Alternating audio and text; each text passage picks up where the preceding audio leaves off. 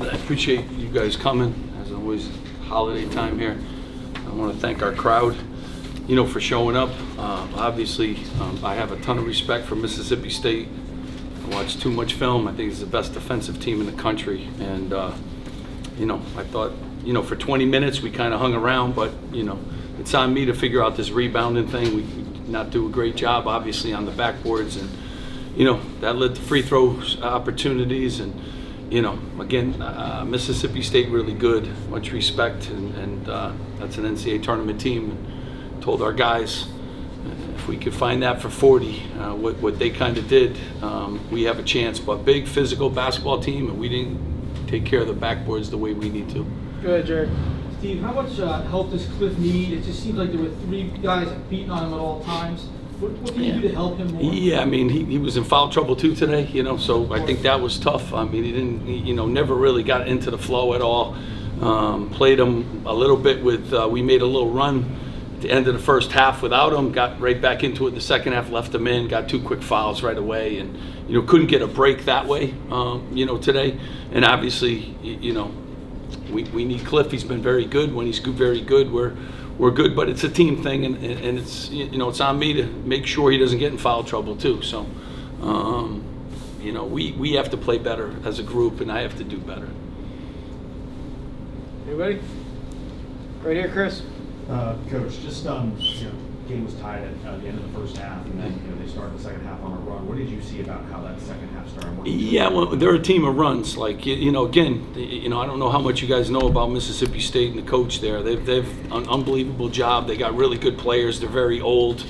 Obviously, Bell was a problem. I was worried about him. In the post, Matthews is a grown man. So. Their age, their experience, and they play hard, and they're top 5 defensive team in the country. So we were going to have to play really, really well for 40 minutes, on a neutral site, and we did it. And they went on a little run, but we had good opportunities. We had some shot attempts that I told our guys, I kept encouraging them, you got to take those. You're open, and that's kind of what they give you. They give you those tough shots at the mid range, and we can make mid range shots. So we didn't today, but. I thought we played hard, and I thought, our guys always fight. And you just got to do a better job against a team like that. Craig in the back. Steve, Derek shot 3 for 14 today from the floor. Why do you think it was such a struggle for him today? He took good shots too, so they're good. They got good length. They force you into those, but I tell you, he makes those shots. He didn't tonight, but got to continue to take the shots that we had. They're not a team that gives you a lot of open looks. If you watch them on tape. It's a hard team. You got to score in transition on them. You got to take what they kind of give you. And we took care of the ball. We didn't turn it over because they're forcing a lot of turnovers too on teams. So we did a good job in that area, and we just weren't able to connect on some of those good looks that I thought we had. And if we had, I think it would have made it a little more interesting down the stretch. Aundre, obviously, in the second half, the game kind of got away. But in the end of the first half, you had at the last couple of seconds, you had a steal, and then you hit the free to beat the buzzer. Can you just take me through that moment real quick? Time was going down. They called the ISO play.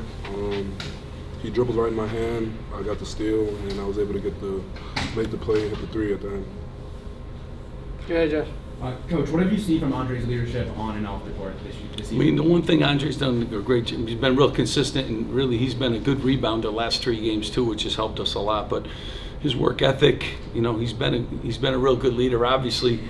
He scores the ball, he shoots, he's playing with good confidence, and we need that from our veteran guys. And he's been a terrific veteran guy for us, and he's a little banged up too. He deserves a couple days off here, and we got to kind of figure this rebounding thing out, and I know he'll be a big part of solving that problem.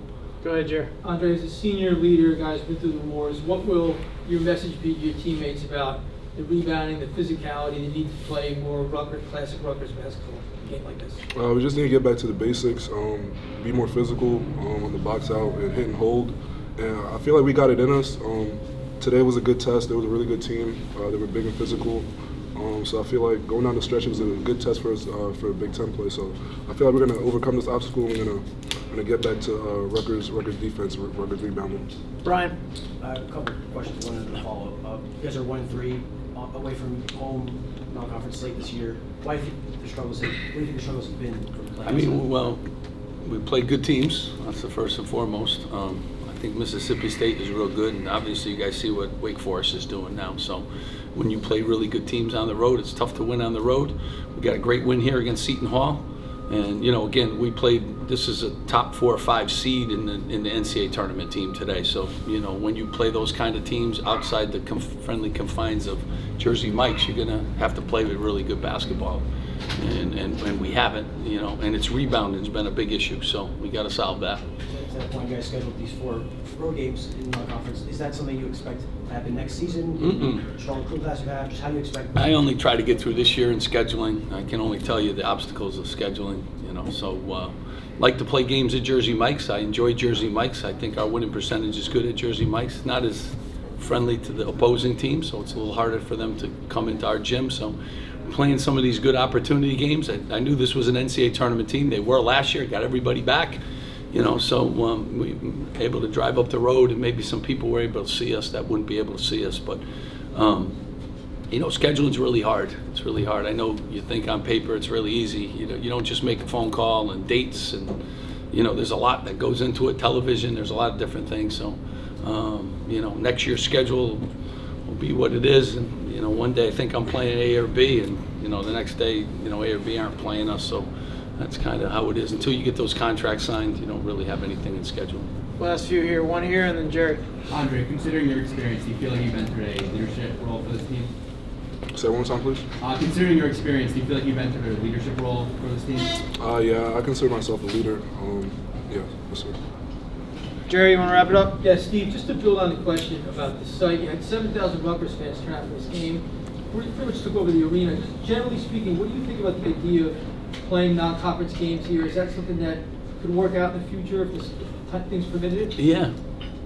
I mean, we absolutely. It just depends on who and when the Big Ten comes out with their schedule and how many games are in that schedule. And, you know, again, I do like to play home games at Jersey Mike's too. But we've, you know, gone on the road, and obviously this is a great place for some of our home fans too to see us. And if we get the right opponent, this was done really late. I mean, this wasn't a game that came onto the radar screen until really, really late. And you could see Mississippi State probably had a hard time. People weren't jumping on the bandwagon to go play that team with all the returning guys. So, you know, it came available late. Prudential took good care of us, and you know, that's how it kind of happened. But we're open to any of those kind of ideas, and, you know, we do like playing, you know, at all the different venues if we can.